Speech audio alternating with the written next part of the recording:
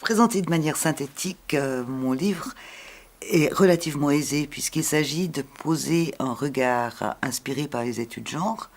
donc qui traitent des rapports sociaux de sexe, sur les trajectoires des filles et des garçons dans la scolarité et la formation jusqu'à l'entrée dans le monde du travail. Alors, il y a aussi une section du livre qui traite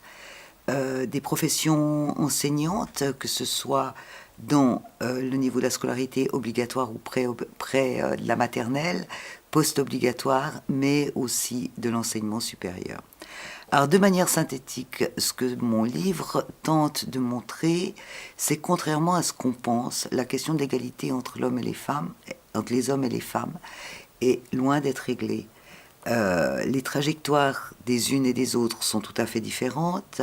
Les choix des unes et des autres, ou ce qu'on considère comme des choix, sont aussi assez contrastés. Les garçons pensant naturellement être attirés par la technique et les filles naturellement par la littérature et la communication, alors qu'une socialisation différentielle pousse les uns vers une direction et les autres dans une autre.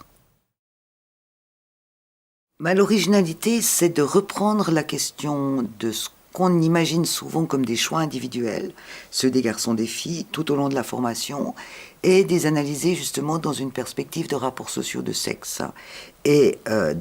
d'articuler cette analyse avec les politiques d'égalité ou ce que l'on pourrait faire dans le cadre de l'éducation première et de la formation ultérieure pour mettre femmes et hommes sur pied d'égalité devant le reste de la vie. Parce que ce qu'on constate également, c'est que des formations même plus achevées de la part des filles,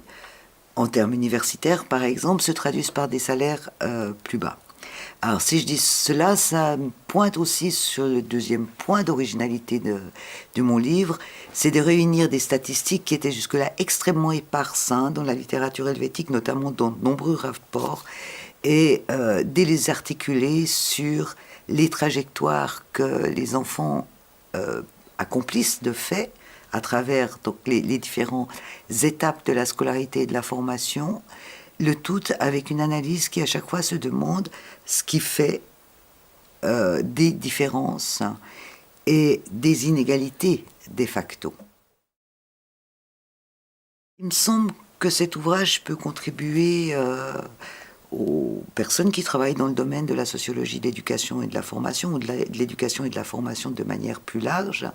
puisque le point de vue adopté pour la lecture des trajectoires scolaires et de formation est un point de vue spécifique. C'est vraiment un point de vue qui étudie les rapports sociaux de sexe. Donc j'ai volontairement chaussé les lunettes du genre pour réfléchir cette question tout au long des trajectoires. Alors, je reviens de manière importante puisque